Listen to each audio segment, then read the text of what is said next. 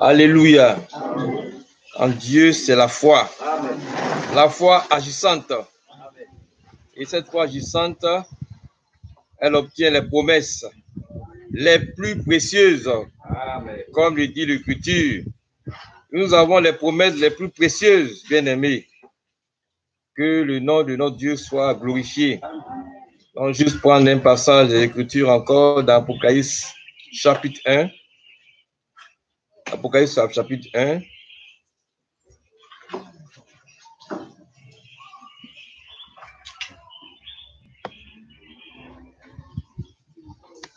Je lis à partir du verset 8.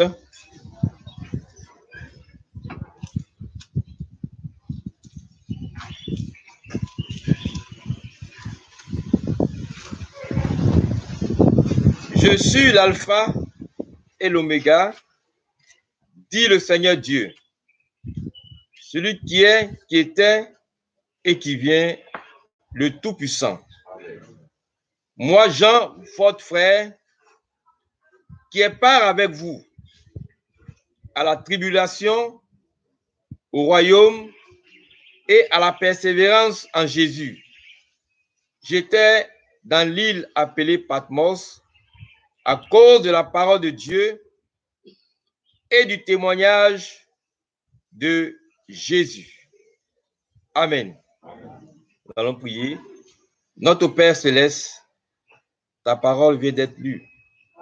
Ce n'est pas la parole d'un homme, mais c'est la parole de notre Dieu.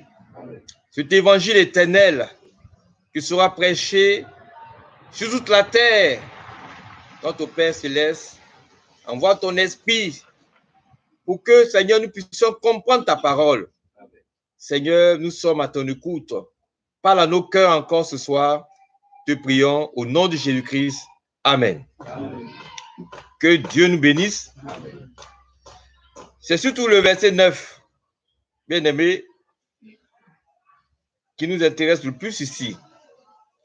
C'est notre frère Jean qui parle. Nous savons tous que Jean a été amené sur l'île de Patmos, comme lui-même l'a défini, à cause de la parole de Dieu et du témoignage de Jésus-Christ qui était dans sa vie. Et Jean a été amené sur l'île de Patmos. Et c'est sur l'île de Patmos que le Seigneur lui a donné toute cette révélation concernant Jésus-Christ et les choses qui devaient venir. Et donc, celui d'Apocalypse, il est écrit que celui qui lise fasse attention. Parce que ce qui est écrit dedans va certainement s'accomplir. Parce que c'est la véritable parole de Dieu. Mais Jean nous parle de trois choses ici, frère. Il nous dit, moi, Jean, votre frère. Ça veut dire que Jean n'est pas un ange. C'est notre frère dans la foi. Et il nous dit qu'il a part avec nous.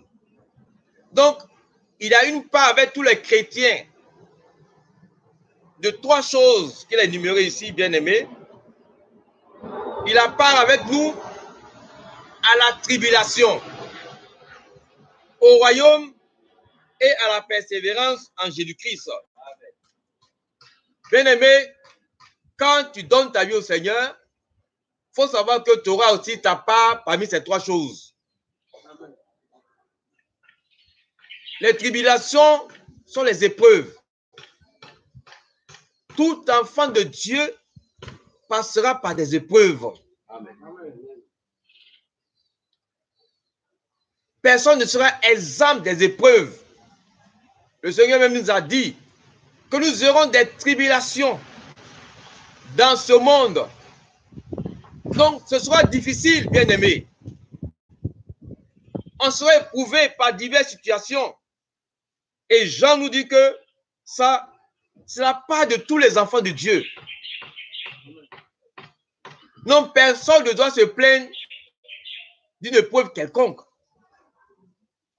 L'épreuve, comme Abraham également, l'épreuve produit à nous la victoire qui produit l'espérance. Amen. Quand nous parlons d'épreuve, c'est les difficultés.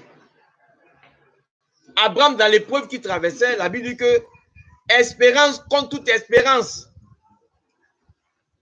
Abraham a gardé toujours l'espérance dans le Seigneur. D'ailleurs, il y a Paul qui dit dans le livre de Corinthiens qu'il y a 3 choses qui demeurent. L'espérance, la foi et l'amour.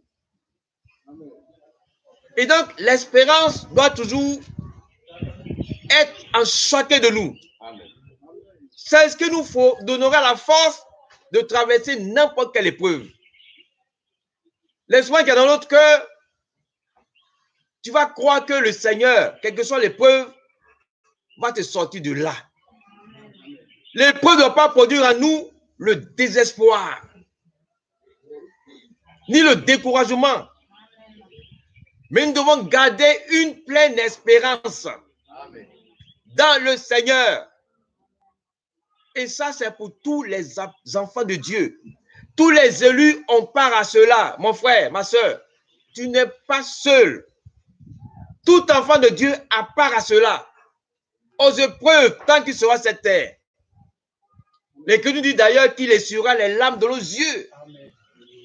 Oui, il va nous consoler.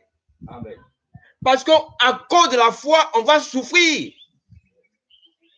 Mais cette espérance qui nous maintient, voyez, nous donne de braver la tempête des épreuves. Nous donne de rester fermes.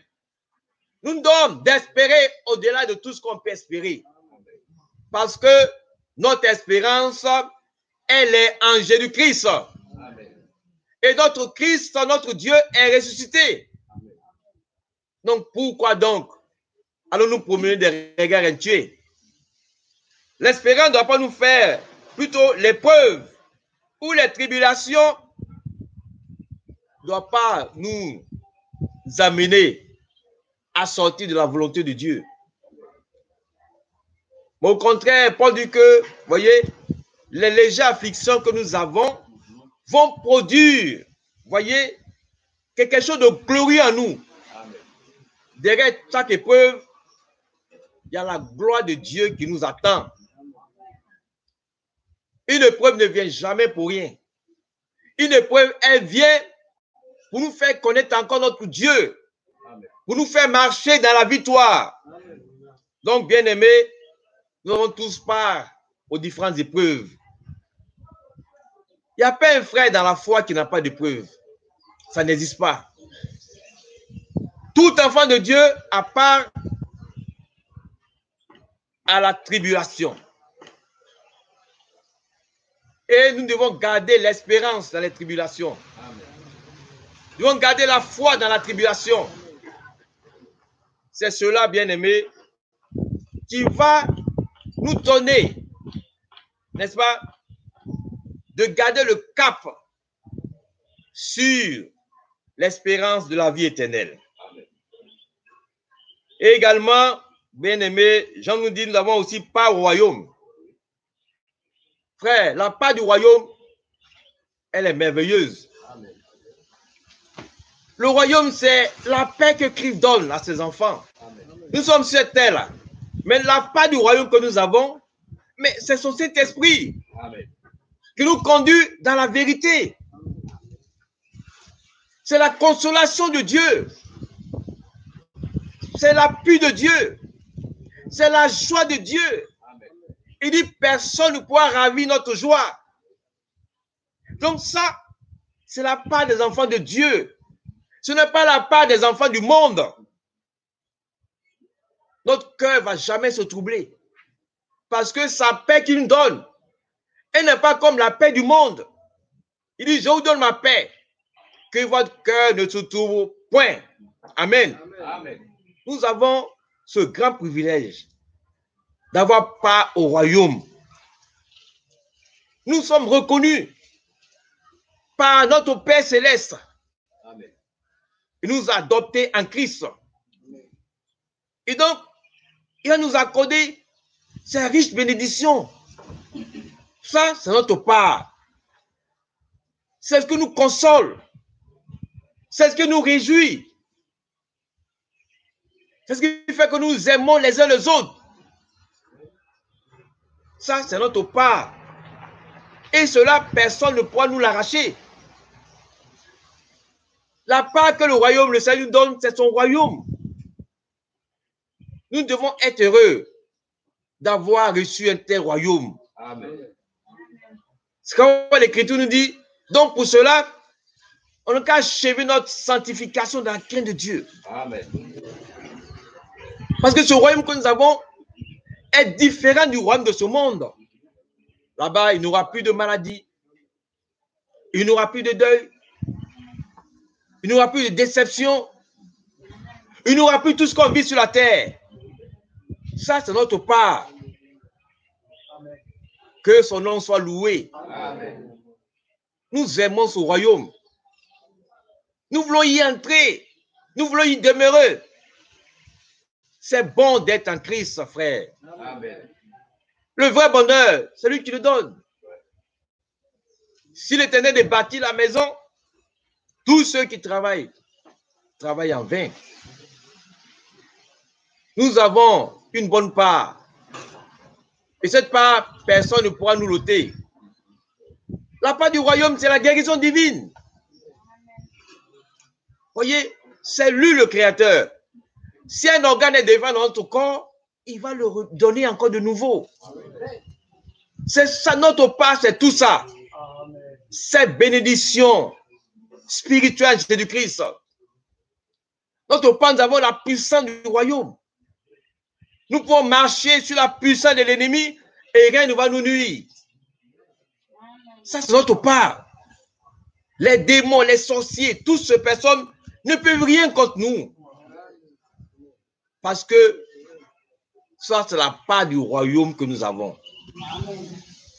On n'a pas seulement la tribulation, mais on n'a pas aussi au royaume. Amen. Donc cela doit nous réjouir, frère. Et son royaume, la Bible nous a transformés dans le royaume d'amour de son Fils. Dieu nous donne son royaume par amour. C'est pourquoi l'amour caractérise son royaume. Amen. Et le prophète a dit, c'est l'amour parfait qui vient y entrer. Ce royaume nous donne de nous aimer les uns les autres. On va se retrouver encore. Après sur la terre, on sera dans le royaume. Donc pourquoi ne pas nous aimer? Ce n'est pas le royaume qu'on va apprendre à s'aimer. C'est ici, frère. Amen. Le royaume commence ici. Il faut être d'abord ici dans le royaume. Si tu n'es pas dans le royaume ici-bas, tu ne peux pas être dans le royaume du Christ après. La Bible dit qu'il nous donne les arts. Un avant-goût du royaume. Amen. Il nous le donne pendant que nous sommes sur la terre. Parce que là-bas sera la félicité. Le bonheur total, indescriptible. Amen. Ce monde ne peut pas donner cela. Pourquoi donc aimer le monde? Ni les choses qui sont dans le monde. L'amour du monde passera et la convoitise de ce monde également passera. Et bien aimé, également, Jean nous dit, nous avons part à la persévérance en Jésus-Christ. Tout enfant de Dieu a part à cette persévérance. Personne ne peut s'exclure de la persévérance en Jésus-Christ. La persévérance de Jésus-Christ consiste, bien aimé, à prier le Seigneur, avoir recours au Seigneur, à jeûner. C'est ça la persévérance en Jésus-Christ. Parce que le Christ nous dit que par la persévérance, nous obtenons ce qui a été promis par Dieu. Amen. Donc la persévérance en Christ nous donne d'avoir accès à toutes les promesses. Et donc, ça aussi c'est notre part. Un chrétien qui réunit ça dans sa vie ne pourra pas avoir les promesses.